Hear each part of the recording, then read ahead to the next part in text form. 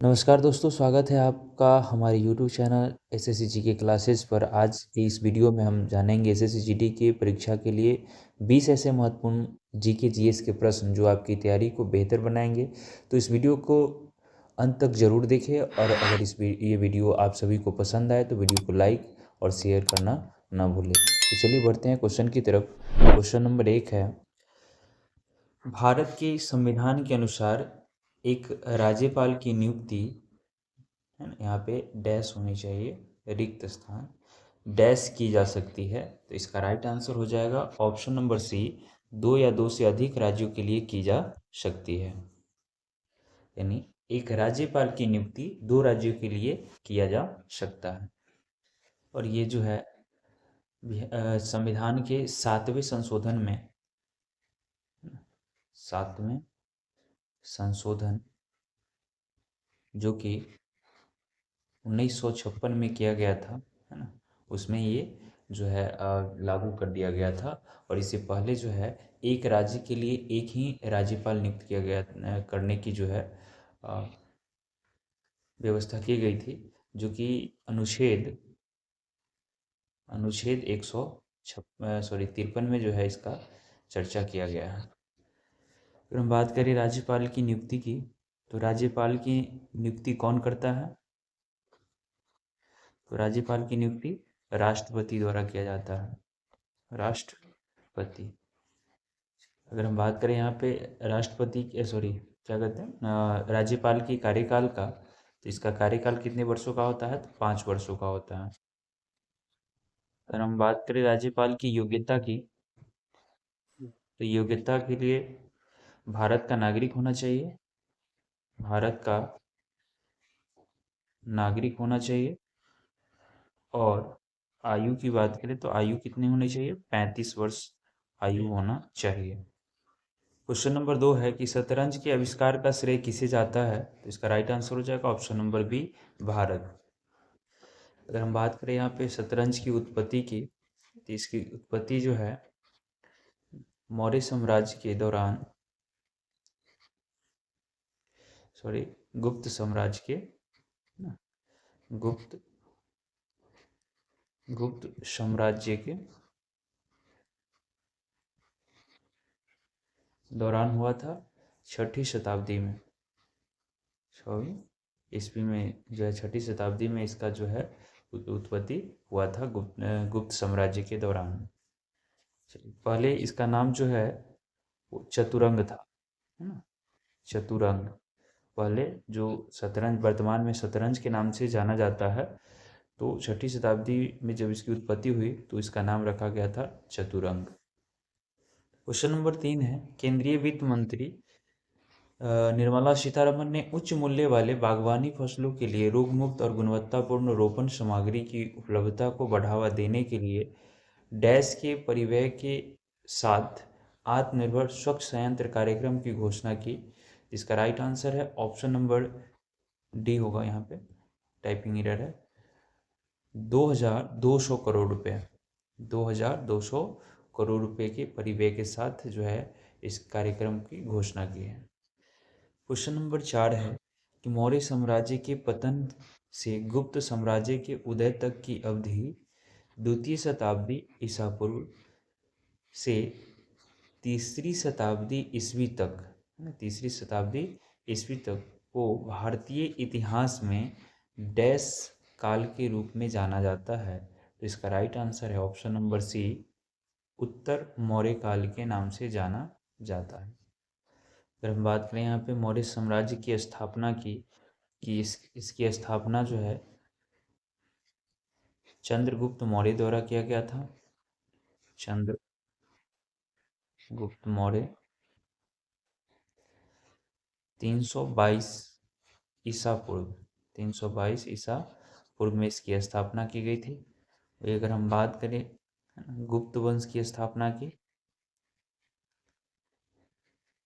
गुप्त वंश की स्थापना की अगर हम बात करें तो इसका स्थापना जो है श्रीगुप्त द्वारा किया गया था। इसकी स्थापना 4ठी शताब्दी ईस्वी में इसकी स्थापना किया गया था। क्वेश्चन नंबर 5 है, स्वतंत्र भारत की पहली जनगणना 1951 में आयोजित की गई थी, जो इसकी सतत श्रृंखला में डैश जनगणना थी। तो इसका right answer option number B 7वीं जनगणना थी। तो अगर हम बात करें भारत में जनगणना की शुरुआत की, तो इसकी जो शुरुआत है, इसकी शुरुआत जो है 1881 ईस्वी में जो है पूर्ण जनगणना की शुरुआत भारत में की गई थी, और तब से हर 10 साल पर जो है 10 वर्ष पर जो है जनगणना की जाती है। क्वेश्चन नंबर 6 है कि भारत की किस पंचवर्षीय योजना को महानवोलिस योजना के रूप में जाना जाता है? तो इसका right answer option number D द्वितीय पंचवर्षीय योजना। अगर हम बात करें यहाँ पे द्वितीय पंचवर्षीय योजना की समयावधि का, तो इसका समयावधि 1956 से 1961। अगर हम बात करें यहाँ पे प्रथम पंचवर्षीय योजना का, तो 1951 से लेकर 1956 तक रहा है। वही अगर हम बात करें तीसरी पंचवर्षीय योजना, तो 1961 से 1966। वही अगर बात करें यहाँ पे चौथी पंचवर्षीय योजना का, तो 1969 से 1974।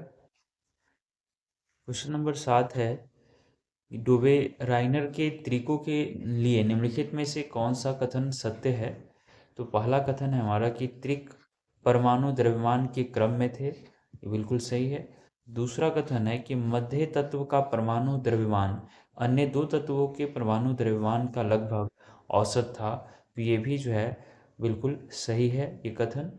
तो हमारा राइट आंसर हो जाएगा ऑप्शन नंबर बी, 1 और 2 दोनों कथन जो है वो सत्य है, सही है। क्वेश्चन नंबर 8 है कि निम्नलिखित में से किसने बामहुम और टिकजिक वाद्य यंत्र का आविष्कार किया है? तो इसका राइट आंसर है, यहाँ पे जो ऑप्शन है वो गलत है, ठीक है, टाइपिंग एरर है। इसका राइट आंसर हो जाएगा मोआ सुबोंग, जो कि एक प्रसिद्ध संगीतकार थे और ये नागालैंड के थे, नागालैंड। क्वेश्चन नंबर 9 है कि भारतीय वित्तीय वर्ष किस तिथि से शुरू होता है? इसका राइट आंसर है ऑप्शन नंबर बी 1 अप्रैल, यानी 1 अप्रैल से जो है इसकी शुरुआत होती है, 1 अप्रैल से लेकर के 31 मार्च। क्वेश्चन नंबर 10 है कि निम्नलिखित में से कौन सा क्षेत्र अर्थव्यवस्था का सबसे अधिक श्रम अवशोषक क्षेत्र है? तो इसका राइट आंसर है ऑप्शन नंबर बी कृषि। चलिए अगर हम बात करें, भारत की एक बहुत बड़ी आबादी जो है कृषि कार्य में संलग्न है। लगभग भारत की जनसंख्या का 67% लोग जो है 2011 के जनगणना के अनुसार जो है कृषि कार्य में संलग्न है। क्वेश्चन नंबर 11 है कि 2011 के आईसीसी वनडे विश्व कप किसने जीता था? इसका right answer option number B Bharat ने जीता था। हम बात करें इस समय भारत के जो कप्तान थे, कप्तान की, तो महेंद्र सिंह धोनी थे, महेंद्र सिंह धोनी। और इन्होंने बहुत ही अहम पारी खेली थी, 91 रन की, है ना, 91 रन की जो है पारी इन्होंने खेला था। और इसमें जो श्रीलंका की बात करें तो ये उप विजेता था, उप विजेता, यानी भारत ने श्रीलंका को हराकर जो है इस 2011 का वर्ल्ड कप जीता था। अगर हम बात करें इस मैच का, तो ये 2 अप्रैल 2011 को वानखेड़े स्टेडियम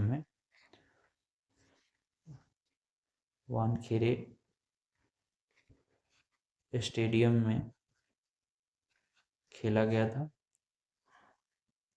गया था। और ये स्टेडियम जो है मुंबई में स्थित है,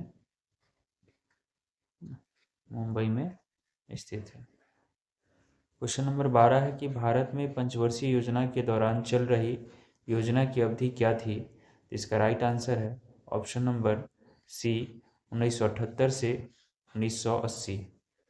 क्वेश्चन नंबर 13 है कि जुलाई 2023 में 3 साल की उम्र से ही कई सतत विकास पहलों में स्वयं सेवा करने और बच्चों के लिए धन जुटाने सहित किसे ब्रिटिश प्रधानमंत्री का पॉइंट्स ऑफ लाइट पुरस्कार दिया गया है?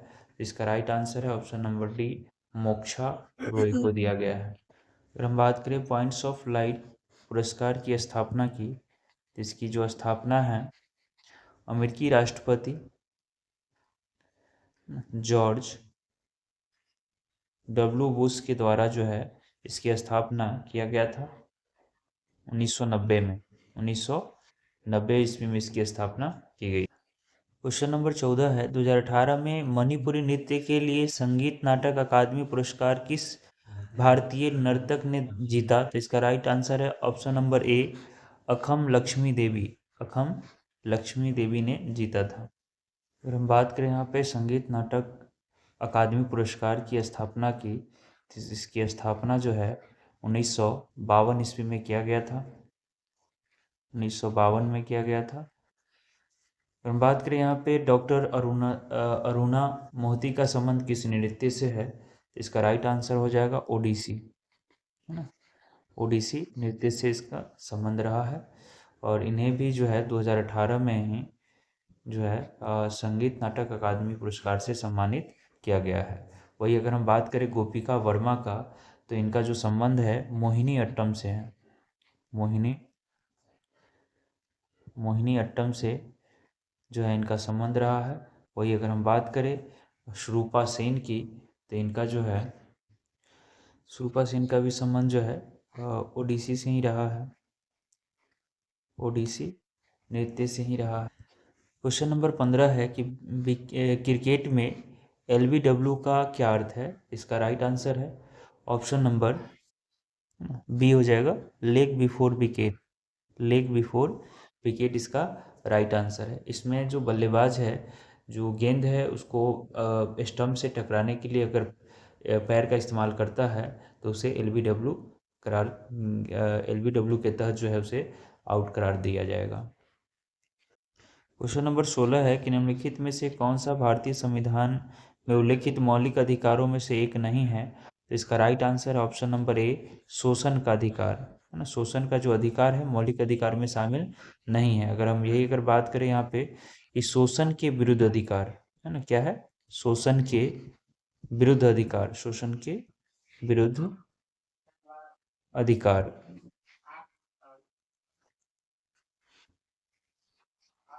तो इसका जो है इसको जो है मौलिक अधिकार के अंतर्गत जो है शामिल किया गया। वही अगर हम बात करें यहाँ पे, तो मौलिक अधिकार जो है वो 6 है ना, 6 मौलिक अधिकार हैं। तो 6 मौलिक अधिकारों में जैसे कि शोषण के विरुद्ध अधिकार, धर्म की स्वतंत्रता का अधिकार हो गया, समानता का अधिकार हो गया, संवैधानिक उपचारों का अधिकार हो गया। इसके अलावा जो है इसमें एक और है स्वतंत्रता का अधिकार, स्वतंत्रता का अधिकार। इसके अलावा ना सांस्कृतिक और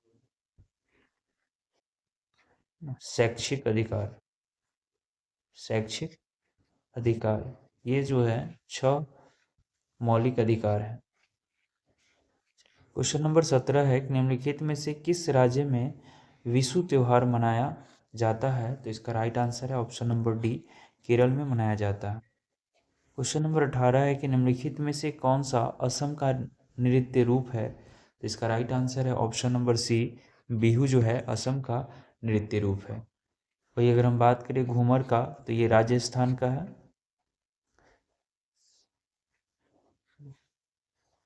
ये राजस्थान का है। कथकली की बात करें तो ये केरल का है ना, केरल का शास्त्रीय नृत्य है ये, शास्त्रीय नृत्य। इसका एक और शास्त्रीय नृत्य है मोहिनी अट्टम, मोहिनी अट्टम, जो कि इकलौता राज्य है जिसके 2 शास्त्रीय जो है नृत्य है। वही अगर हम बात करें गरबा की, तो ये गुजरात का है ना, गुजरात का नृत्य है। क्वेश्चन नंबर 19 है कि जनवरी 2023 में नागर विमानन महानिदेशालय DGCA में महानिदेशक के रूप में किसे नियुक्त किया गया है? इसका राइट आंसर है option number A, Vikram Devdutt को नियुक्त किया गया। अगर हम बात करें यहाँ पे DGCA के मुख्यालय का, इसका जो मुख्यालय है वो नई दिल्ली में है। नई दिल्ली में इसका मुख्यालय है। क्वेश्चन नंबर 20 है कि अशोक के अधिकांश शिलालेख डैश भाषा में थे और डैश लिपि में लिखे गए थे। इसका राइट आंसर है ऑप्शन नंबर बी, प्राकृत भाषा में और ब्राह्मी लिपि में लिखा गया था। उम्मीद करते हैं कि वीडियो आप सभी को पसंद आया होगा, तो वीडियो को लाइक करें, शेयर करें, चैनल को सब्सक्राइब कर लें, बेल आइकन को दबाएं ताकि इसी तरह के वीडियो हम आप सभी के लिए लेकर के आते रहें। मिलते हैं नेक्स्ट वीडियो में, तब तक के लिए धन्यवाद।